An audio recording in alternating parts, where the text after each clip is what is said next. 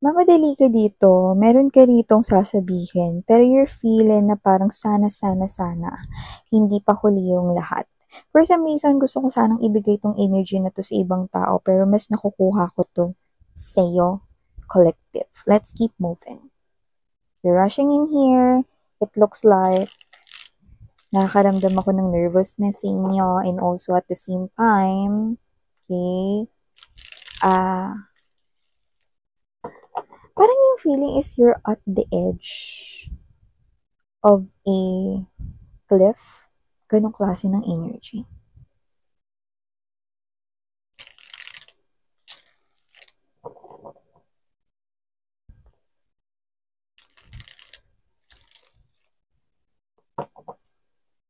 Let us see what's happening here for ya guys. Thank you so much sa mga naglalaan ng oras para dito sa aking mga channels. Thank you from the bottom of my heart, mga sweethearts.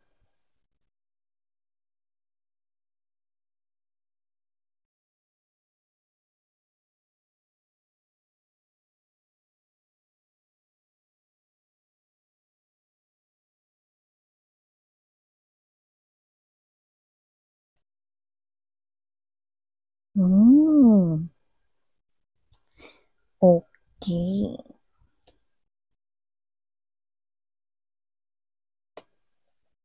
So you're dealing here with two people. Okay? Right at the heart of this reading is the Fool card energy. Okay. Oh.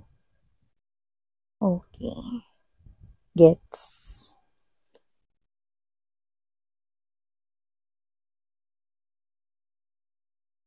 Okay, good. Bottom of the deck, we've got right here for you guys the Nine of Wands energy, King of Cups to the Two of Cups energy. Hi and hello there collective! Ako po si Yan. Welcome sa mga new subscribers. Tuloy kayo. At sa mga returning viewers, maraming thank you po sa inyong walang patid na pagtambay at pagsuporta. So kung hindi nyo pa nalalaman mga mahal na meron pa po tayong main channel, ang The High Priestess Tarot. Ang link po niyan is nilagay ko sa description box ng reading na ito. Kaya naman kung hindi pa kayo nakapag-tambay dyan or gusto nyo i-check out yung main channel na yan, pwede ninyong i-click ang link sa ating description box. No? Sa ating main channel, meron din tayong daily collective readings at meron tayong reading no per sign or per zodiac sign, no? Weekly naman yun. So yun nga mga babes, no? Wala tayong gender dito. Babae, lalaki, LGBT, welcome po lahat. At pwede nyo po ritong i-flip yung mga roles kung gusto ninyo kasi isa naman itong general reading. At at the end of the day, of course, no, palagi kayong may free will na malaya ninyong gamitin anytime, anywhere. So yun nga ng mga babes, no, timeless din po ito. At pwedeng ito ay nangyari na sa iba nangyayari ngayon sa kasalukuyan, at sa iba naman ay hindi pa at mangyayari pa lamang. Just take only what resonates. Here, I'm seeing that you're dealing here with two people. Okay? So, nakikita ko dito, no, na the scenario right here, okay, is the very strong lover's energy. Okay? Ganito yung nakikita ko dito eh. Okay? Meron ka ditong crush, taong gusto, at yun ay si boy or girl letter A. Yan, no? Ibig sabihin, meron ka ritong gustong tao, pwedeng crush mo siya, yan, no? So, ika-categorize natin siya bilang si boy/girl letter A. Okay? At ito namang si boy/girl letter B, yung isa mong kadil dito, no? Is siya naman itong may gusto sa'yo. Yan na. So, nakikita ko rito na kung sino man tong may gusto sa'yo, Possible na pwedeng nililigawan ka na niya or nag-e-express na siya sa'yo rito ng feelings and emotions. Wala tayong gender dito, okay? Pero kung sino man yun, malinaw na gusto kanya. Malinaw sa reading na to at malinaw rin sa'yo. So, alam mo yun, no? Na ini-effortan ka nun, no? Ni letter B. Okay, ini-effortan ka niya, no? So, dito nakikita ko, no? Si letter A, yan, no? Kasi hindi mo naman na-mention, Miss, yan. Ang sabi mo lang, crush ko siya. Pero hindi mo na-mention kung crush din ba ako ni letter A. So, nakikita ko rito na si letter A, possible na halo-halo kasi yung energy ni letter A dito eh. Possible na si letter A ay walang crush na iba. Like, wala siyang crush, no? Kahit ikaw, possible na hindi rin niya crush para sa ibang energies dito. Pero yung iba naman na energies, no, ni letter A ay meron siya ritong crush na iba, no? Or may tao siyang gustong iba, no? Pero high chance na hindi naman sila. Yan. So, nag-getchings nyo na ba mga babes, no? So, nakikita ko dito, no, na yung crush mo, yung mas binibigyan mo rito ng focus, no? Yun ang nakikita ko dito, no? Nakikita ko rito na itong crush mo, 'pag nandiyan siya 'no, kinikilig ka, 'no? Iba yung kilig mo parang ano ka 'no, nakikiliti ka or kinikiliti ka, parang nakukuryente yung iba. Pero dahil sa spark, yan 'no. Kasi nga 'pag nandiyan siya, hindi mo maiiwasan rito ng ngumiti, mag-smile 'no. Happy heart ka 'pag nandiyan yung crush mo 'no. So, nakikita ko dito na yung crush mo na parang isang ngiti niya lang 'no, parang ano na, puwede na kayong himatayin. Gano'ng klase ng energy. Okay, so sorry about the commercial mga babes, no? I have to answer lang the phone. So go back na tayo dito sa ating pinag-uusapan. So kapag nandiyan yung crush mo, si letter E, kinikilig ka, happy yung heart mo, no? Parang every time na meron siyang sasabihin sa'yo, no? Lagi kang on the go, no? Kunwari, pwede mo ba akong samahan sa kantin, kain tayo doon, yan, no? So yung presence niya, masaya ka, yan, no? Parang kahit na hindi matatawag na kayo or kahit na parang inaaya ka lang niya kasi normal lang, casual lang 'no, na parang, kunwari kakain siya, isasabay ka niya 'no, or parang siya 'to na nice and thoughtful siya 'no, at may mga action siya rito na parang super nice siya sa'yo. So, parang do'n happy yung heart mo kasi nga crush mo siya, gusto mo siya, 'yan 'no. Pero yun nga, kagaya ng sinabi ko sa inyo, possible na meron na gustong iba si letter A 'no, at possible naman din na wala siyang gustong iba, pero wala rin siyang gusto sa'yo.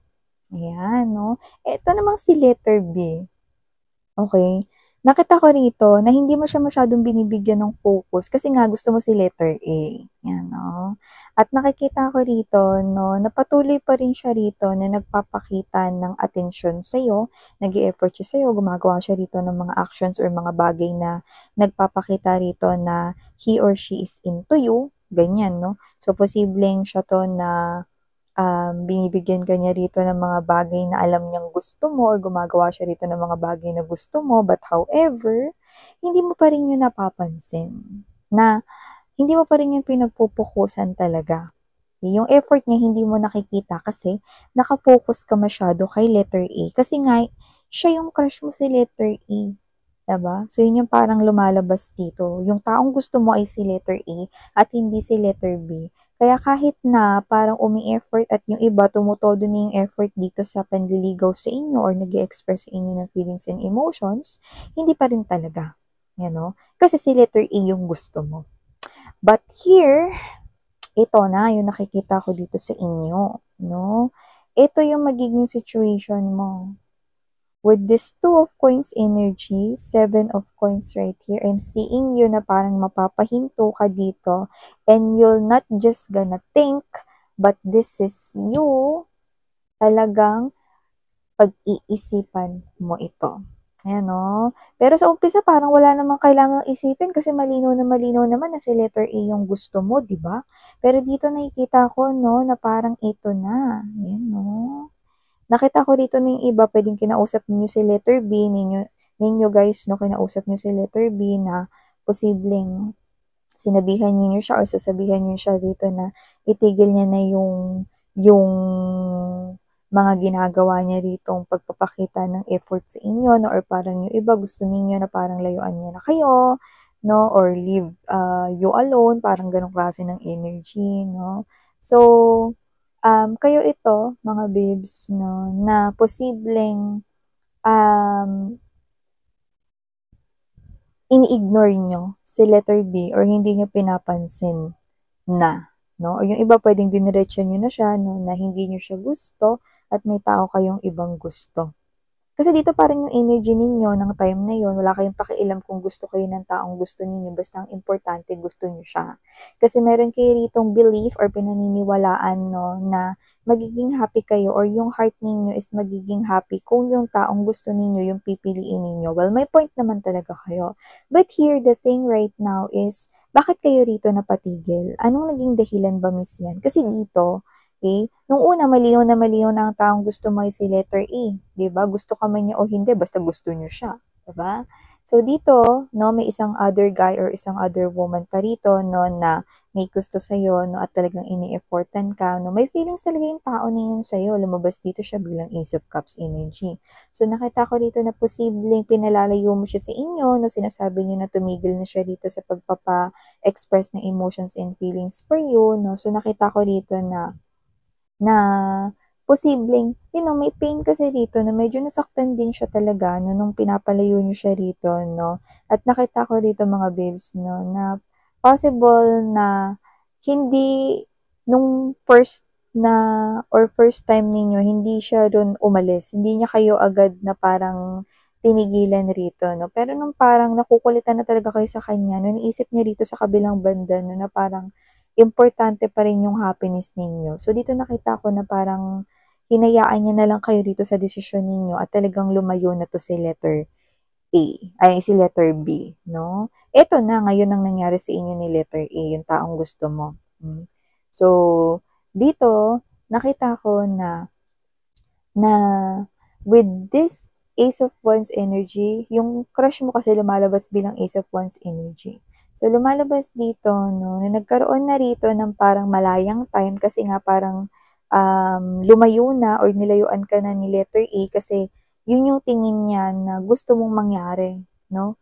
Kasi parang binibigay niya sa'yo yung happiness mo. That's why, hindi ka na niya rito kinukulit, 'no? So, dito naman, kay letter A, na nagkaroon kayo ng mas maraming time, 'no? Or mas maraming free time, 'no? Para mas mag-focus pa kay letter A. However, the thing right now is, ito na kasi may changes na nangyayari rito, 'no? Si letter A na dating posibleng may crush sa iba or si letter A na posibleng walang crush na kahit na sino, ay nagsimula na ma-develop yung feelings sa'yo. Yan 'no, lalo na't madalas na kayong nagkakasama at mas may oras ka ng mag-focus kay letter A, 'no. So nakita ko rito mga babes 'no, ang Ace, Ace of Swords yung sasabihin ko pero Two of Swords ito 'no, Ace of Swords, Two of Swords, and there's this full card energy. Ano ba ibig sabihin nun miss yan? Bakit ngayon na may gusto na sa'yo si letter A, parang hindi lubos or hindi kumpleto ang kaligayahan mo? Bakit gano'n? Yun na parang I'm seeing you talking to yourself na parang bakit gano'n? May gusto naman na sa'kin ngayon yung crush ko, happy naman ako pero bakit parang may kulang, you know? May gano'n ka. So you're trying to figure out, why is this, kind of feeling yung nararamdaman mo? Okay? You start to get confused. Yun yung nakikita ko rito. Okay? At ito na. Ito naman yung gusto mo talaga sana, na magkaroon na rin ng crush yung crush mo sa'yo. Or mapansin ka ng taong gusto mo at magustuhan ka din niya. But, bakit ganito? Hindi mo parang maramdaman talaga, as in, na masaya ka dito sa presence. Oo, masaya ka. Kasi gusto ka rin ng taong gusto mo finally. Pero bakit ganun? Parang hindi lubos yung nararamdaman mong kasiyahan dito. And ito na, no, nagkaroon na rito ng parang mutual feeling sa inyo na parehas yung gusto yung isa't isa, no, parang yung excitement mo biglang nag-lie down. Nakita kita dito na every time na magdi-date kayo nito ni letter A, ang nasa isip mo ay si letter B. Komplikado naman yun, miss yan. Focus sa inyo. Sa inyo to. Ito na ngayon, komplikadong sitwasyon para sa inyo mga mahal, no? Kung kailan naman gusto na kayo ni letter A dito, si letter B naman naiisip ninyo rito. Tuking, diba? So, paano ba yan, miss yan? No, una sa lahat, bahala kayo dyan, buhay nyo yun. Ito na ngayon, nakikita ko dito. You start to get confused. Si letter B yung naiisip mo, kasama mo si letter A. Paano nangyari yun? Pero gusto mo si letter A. Pero hindi mo naman din alam pa, hindi ka naman din sure, bakit mo naiisip si letter B? Ang gusto mo naman layuan ka ni letter B para magkaroon na kayo rito ng more time to spend with letter A. Ano ba nangyayari dito? Yan. Because this is you, mga mahal, no? Eto lilinawin ko lang din para malinaw Na-develop yung feelings sa'yo ni letter A, totoo yung feelings niya for you. Real yun, genuine yun, totoo yun mga babes. Ibig sabihin, talagang gusto niya kayong legit, no? Ngayon, nakita ko dito, no, na ito talaga yung nangyari. Nung time na nandiyan pa si letter B at nag-express ng feelings and emotions sa'yo, nagbibigay ka ng more focus kay letter A, tama, di ba?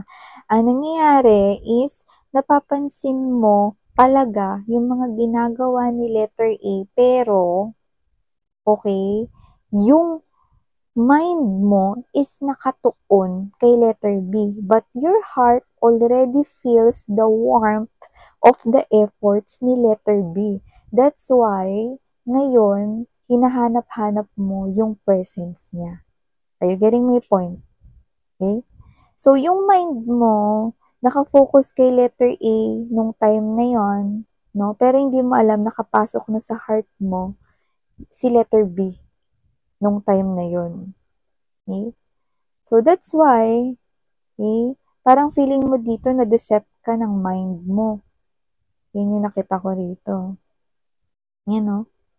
So, nakita ko rito na ito ka, darating ka rito sa punto na to nung papatigil ka rito at mag-iisip ka.